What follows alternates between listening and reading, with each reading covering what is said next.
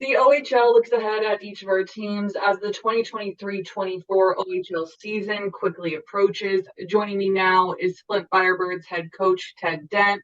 Coach, we've seen a couple very exciting seasons of Firebirds hockey with a trip to the West Final 2 years ago and last year's 7-game series against Saginaw.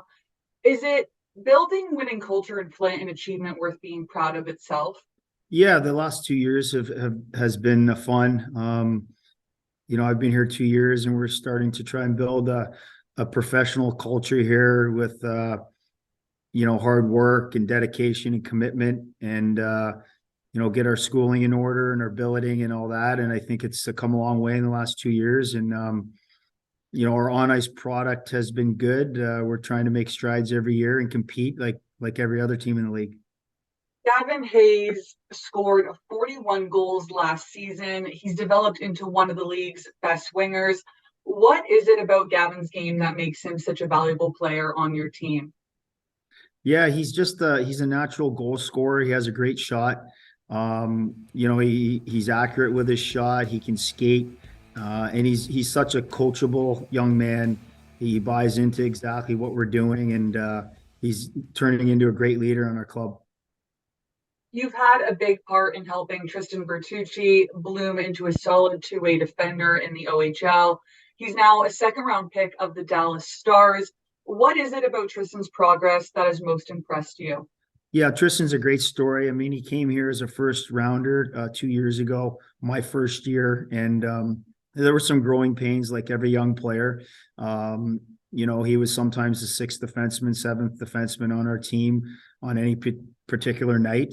He needed to get a little stronger, a little faster. And to his credit, he did. And he worked really hard and stuck with it. Didn't complain about anything about his ice time or about, our team. And his second year last year, he just, really kept developing, getting better and better, and got more ice time and became a huge part of our team. And obviously getting drafted this summer was awesome for him and his family. And I was there to share that with him, and very proud moment for all of us.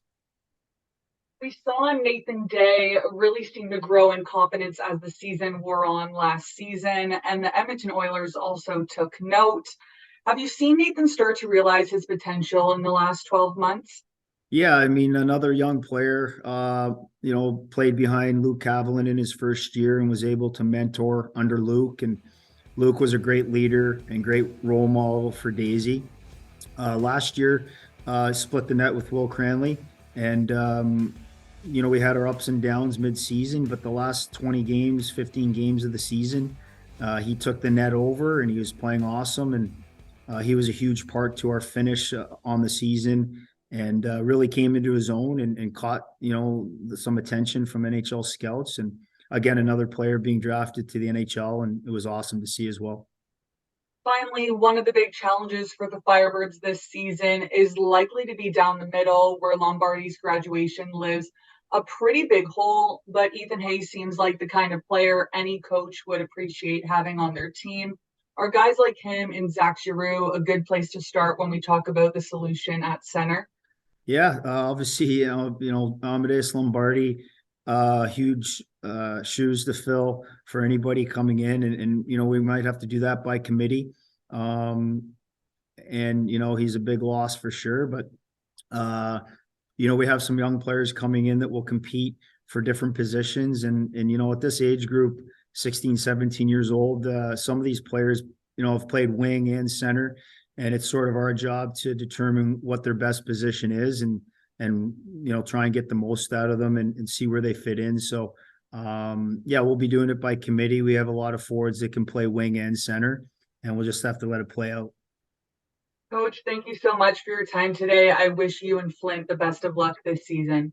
Thanks, Joel. Appreciate it.